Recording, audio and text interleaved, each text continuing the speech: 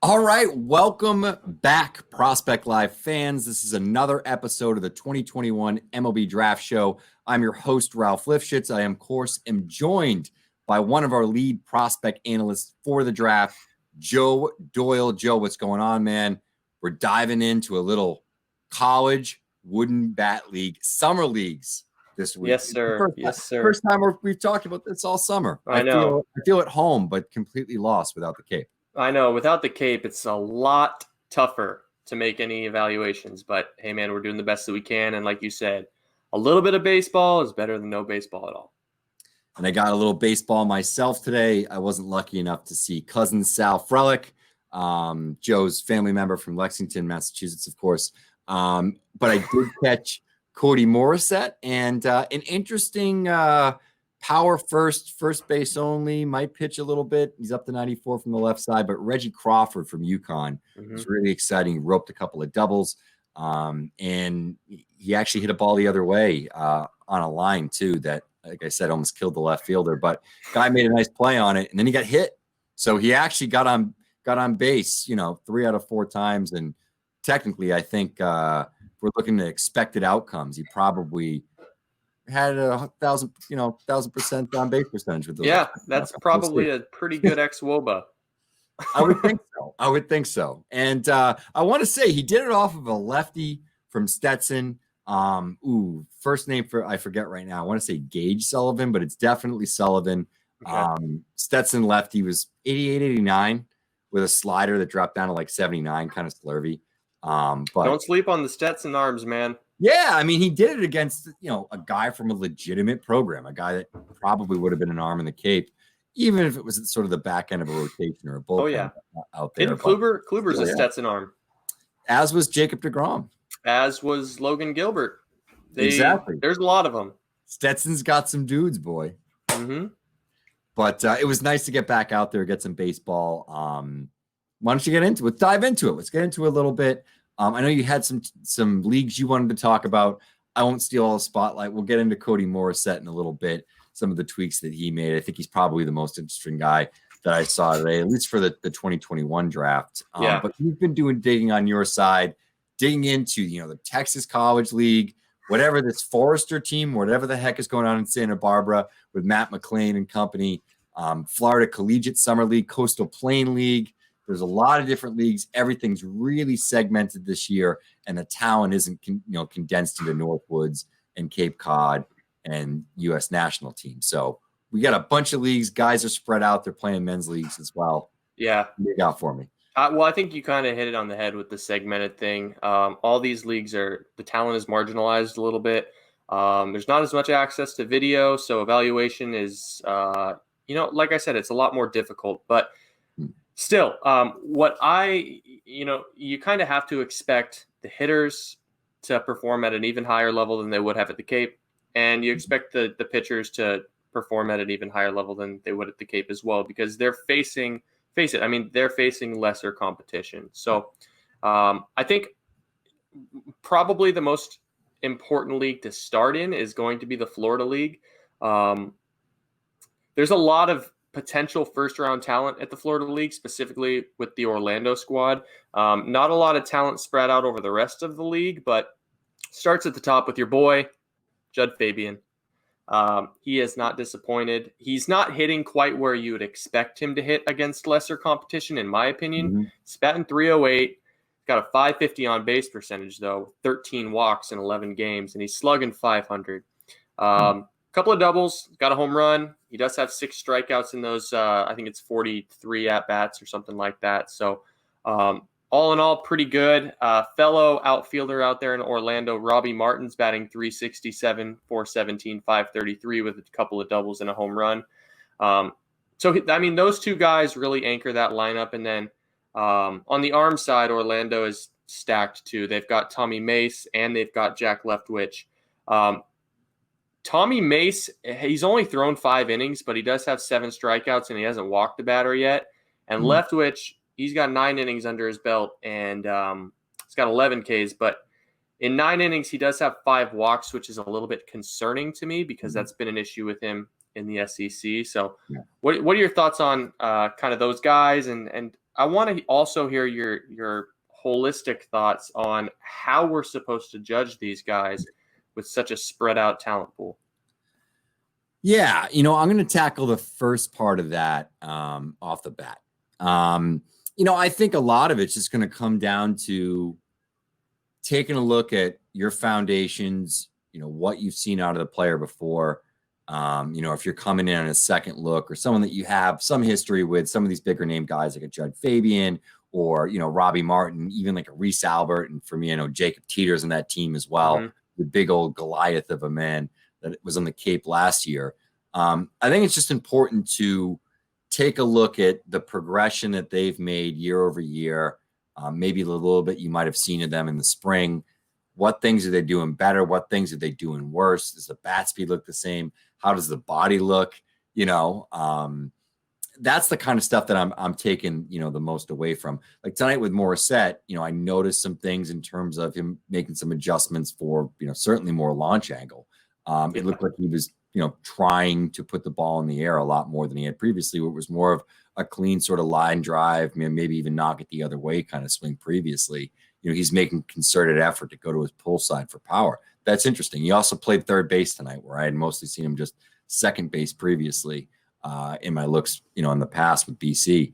So I think it's stuff like that where I'm trying to look at like what's different, what is he improving on, what is he working on, what uncomfortable situations is he getting into, what type of pitches are they chasing. It's like that sort of contextual stuff that matters more to me right now than digging in on like how well is he performing, how because we don't know. I mean, it's especially small sample size. There's so many guys at the first 2 weeks of the Cape, the numbers look bad, and then they get hot, against bad competition or whatever. They get comfortable for 2 weeks and they rake, and the numbers look completely different after that 2 week period. So with some of these leagues, it's still really early, really limited looks. I don't want to take too much away from it, but it does seem like this Orlando Scorpions team is absolutely loaded. It's the best team in college wood bat. Yeah, baseball. I think it is. I don't think there's much debate there. Let me follow up on my second part of that question. Sure. Because we have such limited looks. I mean, there is limited video out there for these guys. You were able to go out and specifically see Cody Morissette because he's kind of in your neck of the woods. I'm out in Seattle. Not a lot of action out here right now. I guess the follow-up part of that would be if we don't have those extended looks or we have a really, shoddy visuals from behind a chain link fence. What are you doing to keep active and keep evaluating and, ever progressing these guys' profiles? I think that we're at a point this year where you're really going to have to lean on your connections. As much as I hate saying that and not having my own opinions on players, that's not to say that, I don't reach out to people who have more history with a guy than I do. So I think that's a big part of it. You got to talk to the people that are there or at least getting good firsthand information and as a reliable source. Unfortunately, we're going to have to lean on a lot more of that as we ourselves can't travel around and players aren't centralized like they previously had been. Right. So, not a lot of streaming. I think that's a big part of it. And then just going into the other part of your question with this team and these names. I love Fabian. Right now he's my top college position player in the draft. Top, I guess, position player in the draft. And that could change. Yeah. That could change. We'll talk about Brady House next week and some other players, but he's certainly my top college player. I'm interested in what Robbie Martin does here. He's hitting better than Fabian, 367. Still not walking a lot though. Fabian has 13 walks. He's only got 3. I'll be honest. Sorry. Sure, go ahead. No, go right ahead. I was just going to say, I'll be honest, against this level of competition, we're talking about Division III Florida players. We're talking about guys that are largely middle of the road / maybe upper tier high school type guys that are continuing on their baseball career. And he's got 10. He's running a 24% K rate right now. Mm-hmm. That's too high, if you ask me. Yeah, that's concerning. It is. Still got a big arm. He's one of those guys, big power, but he's in a lot of ways, he kind of reminds me of like an old school Dan Duquette Baltimore Orioles draft pick, where he's like a softball player. He's got like big power, right? Yeah. He can play a corner outfield spot. He's got a huge arm, where it's like but he doesn't have approach. He's trying to hit the ball in the screws every single time he gets up to bat. It seems like, that same sort of profile that Duquette loved and seemed to just draft repeatedly. Rest of the squad, looks like Albert and Teeter aren't really hitting very much. And isn't Dylan Cruz? Yeah. No, wait. Stanford? Is Dylan? Yeah, I think he is in that league right now. So I didn't dive. Sanford teams. I think it's the Sanford Mavericks. I almost said the Sanford Maggots, which is not. No, don't do that. Don't say that. Yeah, Cruz is definitely on a team. I'm gonna have to dig around here to try to find him. But yeah, he's definitely on somebody's team. Yeah, the Land maybe. Man. It might be the Seminole River Rats. I mean, the Sanford River Rats. See here. That's actually their name. I didn't screw that up. Yeah, he's with the Sanford River Rats. Yes, he is. Cruz is on that team. They got a couple of guys on this too. Brandon Fields is on that team. Yeah. Halen Hall, who's a decent little player from Wabash Valley. Justin Farmer, who's from Florida International. They got a couple more Florida State guys here too. Another LSU kid. This is a decent squad. Yeah, I mean, there's definitely two teams you want to see. It seems there's some lower class guys that I didn't dive too far into because I wanted to kind of stick near the top of this draft. But I wonder how much time Dylan Cruz is getting down there, because I know Highland Hall is not playing all that much. And I don't know about Fields, but I think Highland Hall is only getting half a game, like the latter half of every game. So really, I'm not sure. It looks like Hall's hitting 290 though. I'm not seeing much in the way of Cruz, but yeah, he's going to be a fun one to track over the next couple of years. Cruz is hitting 174.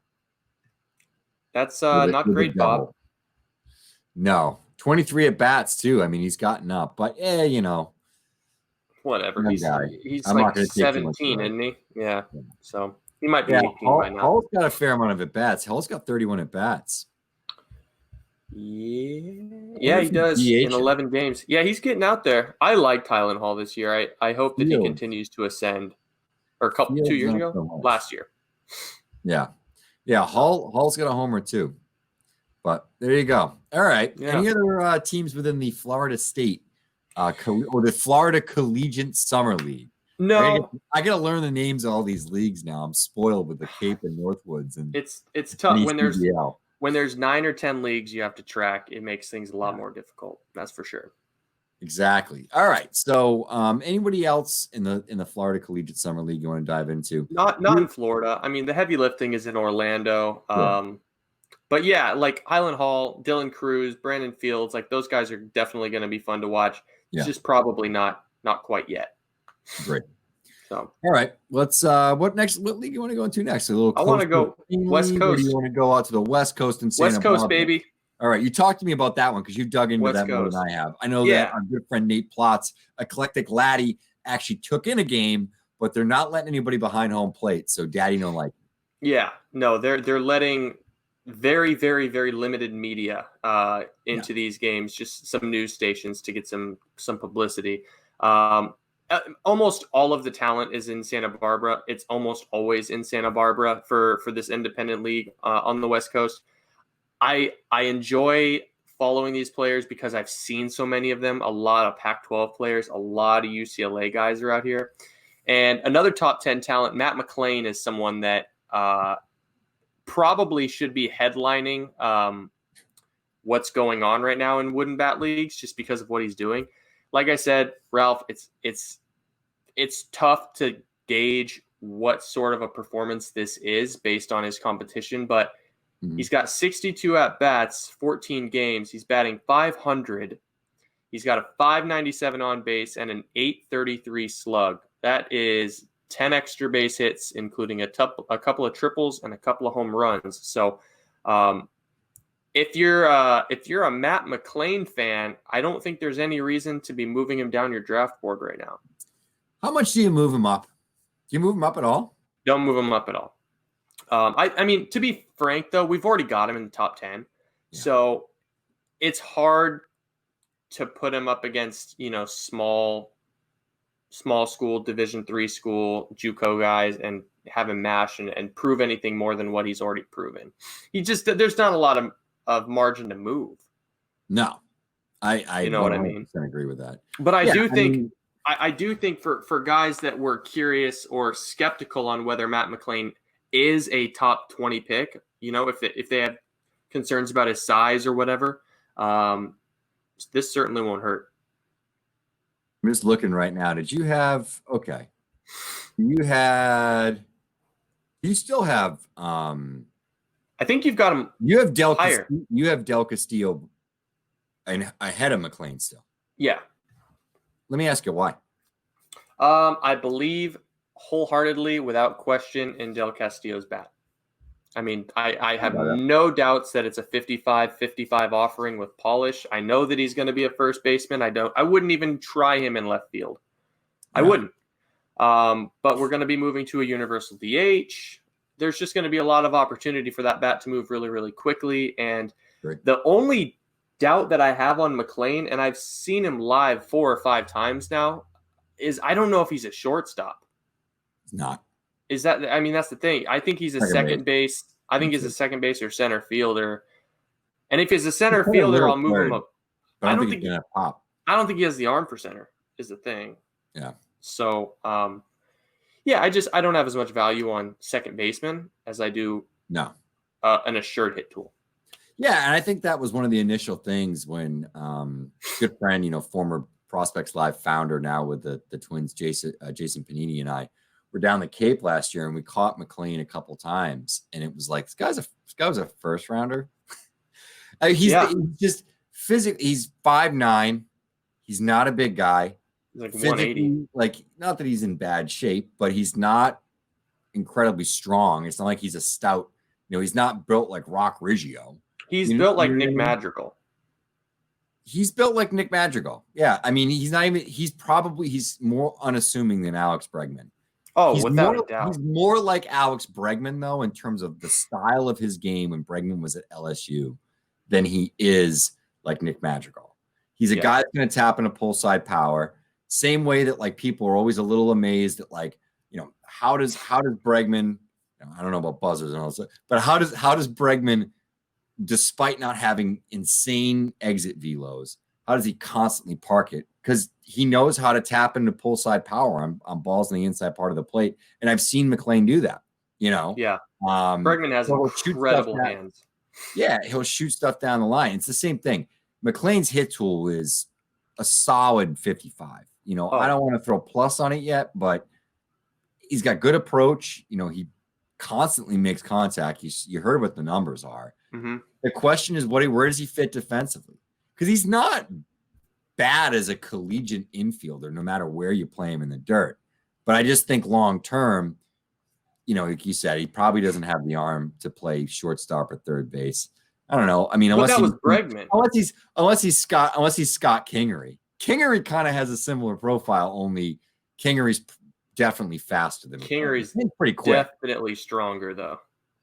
You think so? I think so. I think Kingery's got a lot of untapped raw power, whereas McLain, yeah, I'm a Kingery guy, so. Yeah, see, when I think of he's like double plus though. His speed is insane. Yeah. Well, when I think of McLain, I think of a guy like a Chris Owings. But I think even Chris Owings has more juice in the bat than Matt McLain does. I hate to slap the Nick Madrigal thing on him early because Madrigal, I don't think will ever hit more than 6 home runs in a year. I think McLain could be a 15 home run guy. I think there's maybe fringe average power there. Maybe more if he adds weight. I don't want to write that off. Right.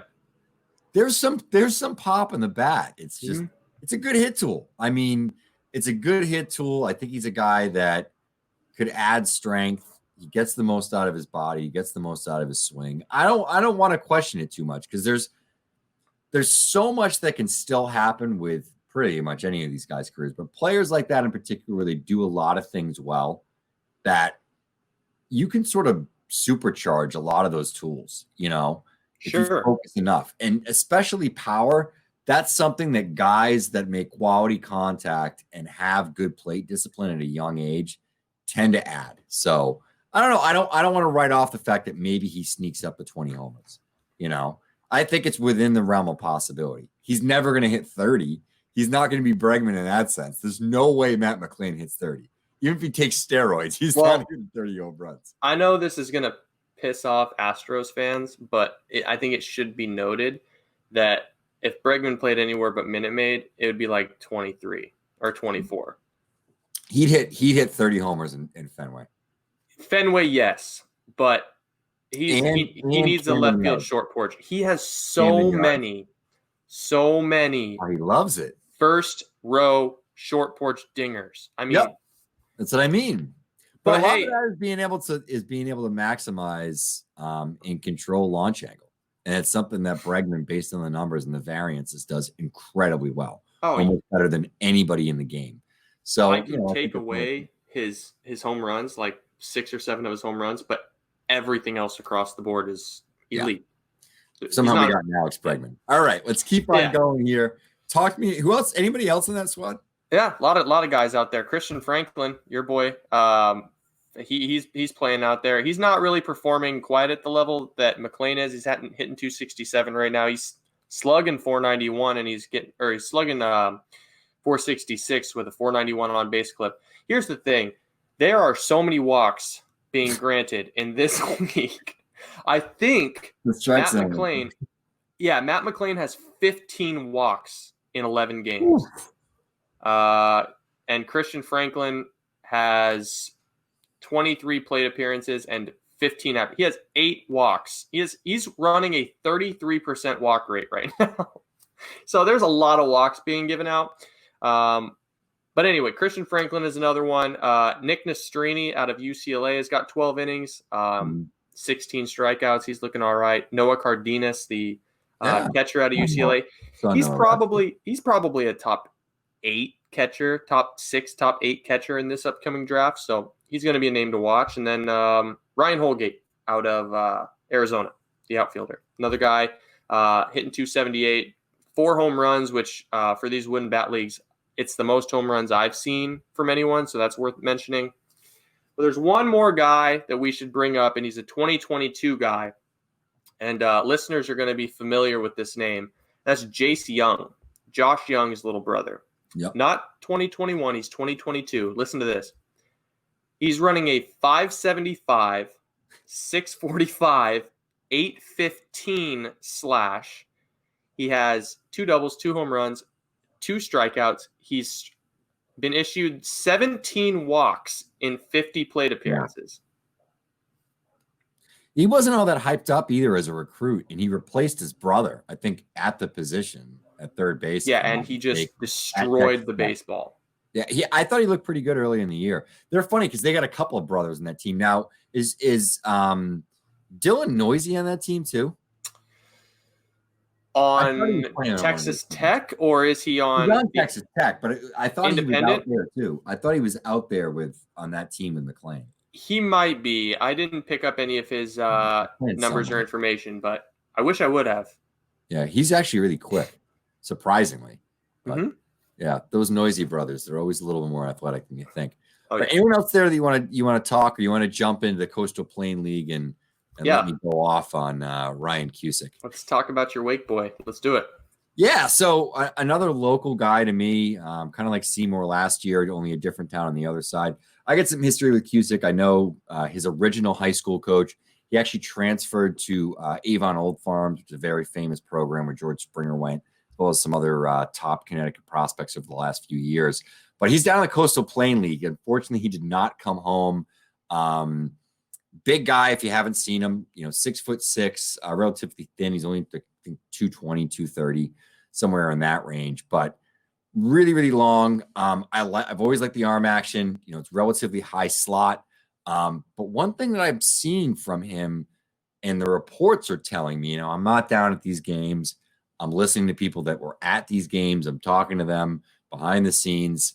He's locating the fastball, which is something going back to his time in high school. He really struggled to consistently throw strikes and command his stuff. Oh yeah. It looks like the arm stroke is even cleaner than it had been previously, which is sort of a noted thing with Wake Forest arms. Jared Schuster's one of those guys with a really nice arm stroke. The fastball, though, has stuff. Spin rates were all the way up to 2588, 2600 max.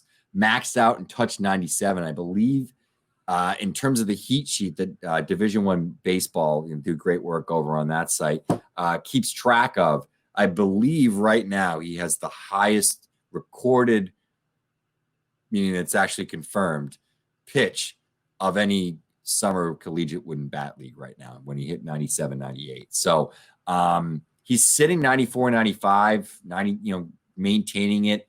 Deeper into games, it's more like 90 to 92, 93. But he is showing a little bit more giddy up, getting a ton of backspin on that fastball, locating it for swings high in the zone.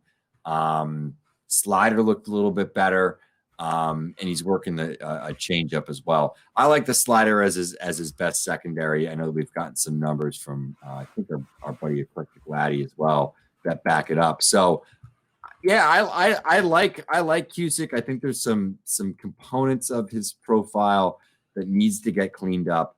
But overall, it's certainly a jump from the guy that I saw last summer on the Cape and then the guy that I saw at Lincoln Sudbury back when he was a junior in high school. So I'm interested to follow Cusick. He certainly has that physicality that a lot of teams still look for, though whenever we jump in a gauge jump or talk to him, we'll talk about why 6 feet with a flat angle on the ball is actually a good thing. But he's pitching well. He's working up high in the zone. He's getting swings and misses. He's added some oomph and some velocity onto his stuff from what I saw last year. And he's improved his secondaries, which I think there's some question marks on that. Yeah, if he, with that frame, can show that he can control a consistent arm slot and keep those mechanics in line to where he can throw strikes at 95 to 97, he feels like the type of arm, like a Jared Schuster, that could end up shooting up draft boards. He could sneak himself into the end of the first round, or maybe that comp round A. He's kind of got a little bit of the starter kit for like Bobby Miller. I mean, Bobby Miller, same type of thing. 95 to 98, 6'6" arm, longer arm stroke in the past, but I don't have the information that you do, but it's just the type of profile that sneaks into the back half of the first round because of stuff alone. Yeah, I think he's right in line with that. He's not that different from Jared Schuster in a lot of ways, just in terms of like what his come up was. It's these, cold weather Northeast arms that have some projection that Wake Forest, because of, their lab and all the work they do behind the scenes, they're able to max out these profiles and get the most out of these athletes. I think it's really interesting. And it's encouraging for a lot of guys in my area that apparently can get Division I scholarships and go out to, the Pimp My Arm factory. West Coast Custom. Nothing wrong with that, man. Nothing wrong with it. Down at Wake Forest. But I think a lot of these teams are going that direction. By the way, another teammate of his is a kid. I think he would have gotten drafted this year and signed had we had 20 rounds. He was breaking out early in the season with Clemson. It's their center fielder, Kier Meredith. I think he played a little shortstop and second base for them as well. Undersized guy, kind of compact. I've seen him hit for power, but dude, he actually laid down a bunt and got down the line in under 3.9, which is insane. Wow. Insane. Really, really good athlete. He's a guy that can definitely play center field. The arm is kind of what the question is, but he has pretty good routes, pretty good range. He's still learning the position a little bit, and doesn't necessarily have that big, arm that you technically want in center field. I usually associate that more with right. But he's an interesting athlete. I don't know if he's anything more than a roll 30 long term. A guy that gets some major league at bats, or maybe a fringe guy that can find a role as a bench guy if he maxes out to roll 40. But I think he's a guy that could go in the top 10 rounds next year. And it's kind of an interesting profile just based on the speed and athleticism and the rawness. So he will be a senior sign, but I think a pretty good one. He didn't stay healthy his first 2 years either. So he's got very, very limited track record despite being in a big program. Agree wholeheartedly. You're the Meredith aficionado in this group. You don't know Kier Meredith at all, huh? I mean, I've seen him play a couple of games on television, but the profile was so unassuming that I didn't make any judgments either way. He was mashing early this year too. I think I saw him hit a homer. I don't think I saw him play in a game this year. Okay. He's not that bad. He's kind of interesting. Another guy that's in that league is Matt Goodhart of Arkansas. I know is another guy that our good friend, Eclectic Laddie on Twitter, Daniel Plotz, is a big fan of. He's only DH though, man. I don't know. Played in the field, but he is hitting. Are you talking about in Coastal Plain? Yeah. I wonder why that is, because he's more than enough of an athlete to play in the field. I mean, the guy is a Swiss Army knife. Did I say Swiss Army knife? Swiss Army knife. You did. Yeah, I mean, he DH'd a lot at Arkansas. Did he play the field at all at Arkansas? I thought he played second base, but I could be totally wrong. Yeah, you're going to have to take a look at his baseball reference. I'm almost positive he's been almost all DH, but I could be wrong about that.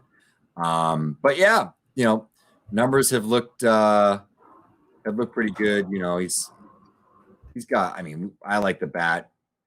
Good setup, really good angle.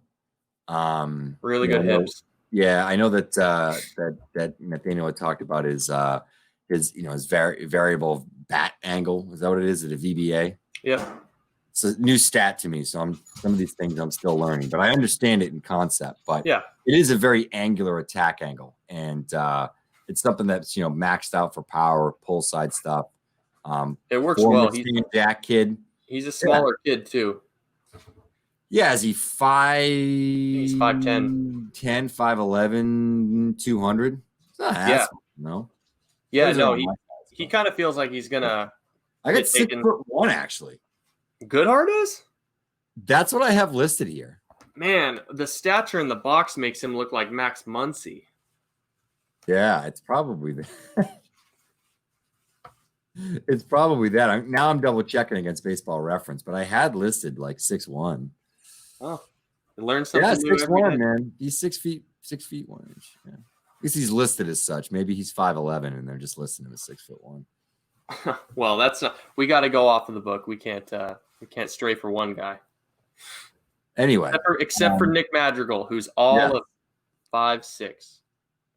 I saw Goodhart last year with Orleans, but it was only for a couple of games. He hit well though. Didn't hit for much power, but it was a ton of singles. Any other thoughts on Goodhart other than he's got a great name, or anybody else out there? I know I had a couple of names just to throw out. Hogan Windish has been hitting for some power out there. He's a second baseman from UNC Greensboro. And Brady Slavens, who is former Wichita State, Johnson County, transferred to Arkansas for this upcoming season in 2020. A lot of power, left-handed swing, but it's more leverage and strength over bat speed. He's a guy that we're going to have to track. Whenever you're a third baseman moving over to play for the Razorbacks, your name's going to get called in the lineup sheet quite a bit. So he's got some boom boom too. All right, let's go on to some other leagues here before we sort of wrap up. Sure. Talk to me a little bit more. You said you've looked at Grand Park. Yeah, let me talk. I'll talk a little bit about just a couple guys in Grand Park, and then I want to pop over to a couple guys really quick in Northwoods. Sure. Just because they're all big names. Grand Park's got Jack Perkins, He's still recovering from the Tommy John surgery. Louisville right-handed pitcher, nasty slider. Yeah. He's got 10 innings, 14 strikeouts. He does have 7 walks in those innings, so that's still going to be a focal point for him. But I think the more encouraging thing with Perkins is the fastball is 91 to 94. He's touched 95. Spin rates are 2450, and the slider is at 28 to 2900. So it's a very, very good pitch. He just needs to figure out his mechanics. He needs to get his elbow up, and he needs to get the foot down a little slower to stay in tempo, because his entire operation lags behind. So I'm excited to see where Perkins goes next year, as I've made very, very clear. But he's still feeling himself out in the Grand Park Summer League. I'm happy to see he's getting in good innings. And then Henry Davis, the Louisville catcher. Henry Davis is my personal pick to be the first college catcher taken in the draft, the first pure college catcher taken in the draft. I think he's better than Goodman, personally. I think he's got a better hit tool, even though Goodman is clearly a bigger power hitter than Henry Davis is. Grand Park hasn't provided much of anything in terms of stats, but he does have a couple of home runs in the league. So I think those two are important to note. I want to pop over to the Northwoods League because Levi Usher is playing out there, another Louisville kid. Man, they're just stacked. 325, 391, 520, 525. He's got 3 doubles, a triple, and a home run in 11 games.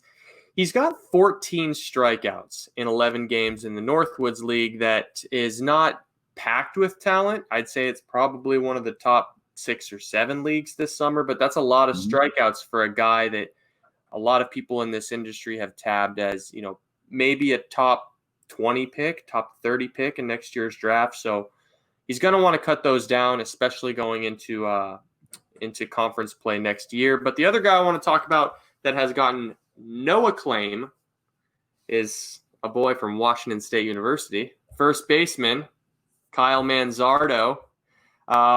379, 472, 793. He's got 8 walks and 4 strikeouts and 3 home runs in 8 games. And this is after he won third team all. I think he was a third team All-American this year after hitting like 370 in the Pac-12. So, I'm not saying by any means this guy's a world beater, but at a first base position, he's a lefty. He's got a swing that's a little bit similar to Heston Kjerstad. You might be looking at a guy that, fits himself into that top 100 conversation. Yeah, that's a couple of interesting names right there. I wanted to mention one other one over at Grand Park, and that's Hayden Jones, who's a transfer from Mississippi State to Illinois State.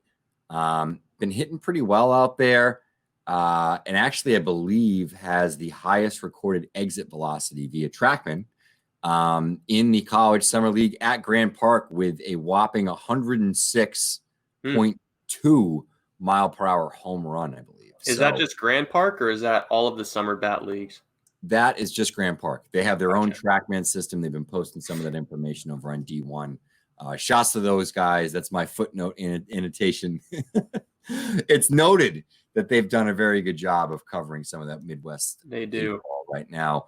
I know that we had some colleagues over at some other Northwoods League games recently. I think it's the Rockford Rivets. It's definitely the Rivets. They have a double taste of Seymour. They got Big Bobby Seymour, left-handed bat, was draft eligible in 2020. And then another 2020 draft eligible guy that I ranked pretty highly. He was my second Seymour on my board, but he did make my top 100. That was Carson Seymour, right-handed pitcher, right? Yep. Lefty, right? Yep. I'm getting confused with Ian Seymour, who's a lefty. So right-handed pitcher, 93, 96. I saw him last summer. I like him. Breaking ball as well. Getting lots of swings and misses out there. And the stuff was nasty from what I was told. So that was pretty interesting. Bobby Seymour, another name to note. And I suppose Hayden Jones over in Grand View. All right. Grand Park. I keep on wanting to call it Grand View. It's Grand Park. All right. Any other leagues before we wrap it up? I could certainly hit you with some Futures League stuff if you'd like. Yeah, why don't we do Futures League? I'll bring up a couple of guys here from the Texas League. Yeah, go for it. Real briefly. Hunter Barco out of Florida. He's a 2022 kid, lefty with loud stuff. He's working back from an injury.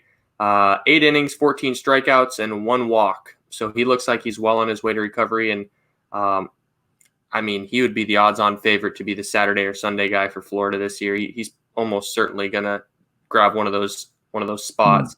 And then the guy that I want to talk about, and we haven't shit on anyone yet. The guy that I want to talk about, Riley Cornelio, out of TCU. He's a guy that's in our top 100. Cornelio, he's a whippy, loud, right-handed arm. I think he's about number 80 for us right now. He's got 4 innings, 5 walks, 5 earned runs, and only 4 strikeouts in those 4 innings in the Texas Collegiate League. So it's a very small sample size, but that's pretty bad. That's a pretty bad little debut. Other than that, the only other guy I want to talk about before I'm going to kick it over to you for some Futures League is the South Florida League, Boca Raton team, Mason Black. He's off to a really good start. More innings than just about anyone I've seen. 18 innings, 28 strikeouts, just 8 walks, sporting an ERA of 1. So he's making his case to sneak into the first round as well. There you go. I haven't seen any really interesting arms in the Futures League yet. I know Max Meyer, I think it's how you say it. I don't think it's Meyer, but if it is, it is. Max Meyer from Stanford, who's a local kid. I think he's actually from Lexington, like Frelick is as well. But I did have an opportunity to see Cody Morissette tonight. He's mashing out there. He's hitting 350. Leads the league in RBIs by a tremendous amount. He's got 17 ribbies. Hasn't connected for a homer yet, but I do want to say, actually, he only has 1 extra base hit, despite the fact that he's got 14 hits.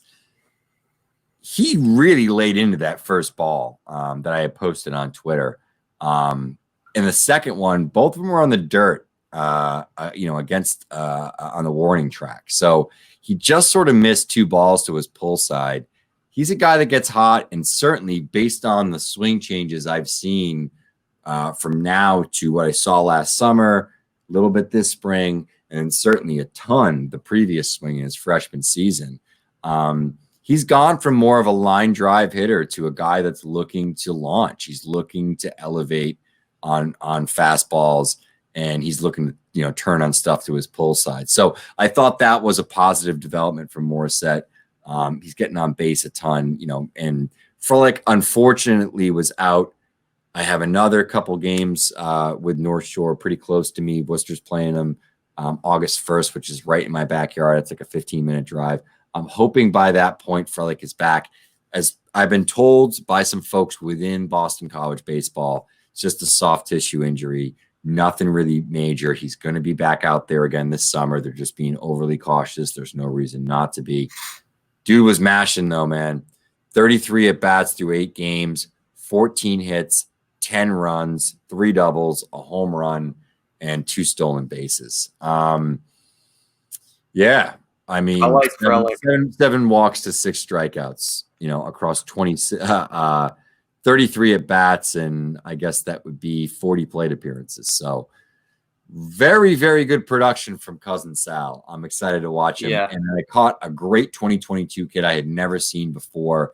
Two-way player that was actually up to 94 on the mound from the left side. Reggie Crawford out of Pennsylvania. I think he went to Malvern Prep, but I'm not 100% sure on that. I'm pretty sure he's a Malvern Prep kid, which is a very famous program in the Philadelphia area. But dude, Reggie made some seriously hard contact tonight. Like I said, off of that kid from Stetson, and he's a name to watch. Can't really run, first base only, but who knows? Might be an interesting two-way guy in the Brendan McKay mold or something. Yeah. I don't know if he could figure it out. Mechanics, though, from what I've seen on tape, are heavy head knock, tall and fall. It's not all that pretty, but yeah, he's got a ton of power in his arm and a ton of power in his bat, so it's worth watching. Hey, man, if the shoulder doesn't fly off, reliever. There you go. All right.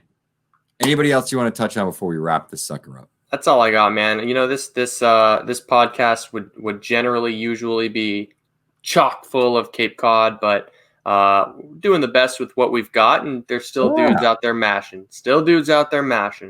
Yeah, I want to see some more good pitching performances. Maybe as they stretch these guys out, we maybe see some 6-inning stints. I think that would be interesting, and I'll try to chase any arms that are of any substance in my area. But we'll see.